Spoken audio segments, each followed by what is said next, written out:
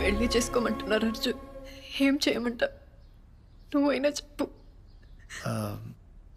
పెద్దవాళ్ళందరూ బాగా ఆలోచించి నిర్ణయం తీసుకుని ఉంటారు కదా. ఇంతమందిని బాధ పెట్టడం కరెక్ట్ కాదను.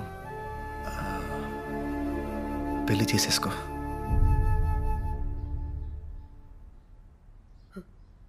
పెళ్లి చేసుకుంటాను. ఇంకా చదవను.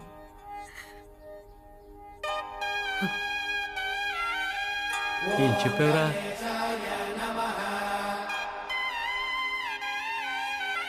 ఏకదంతాయ నమః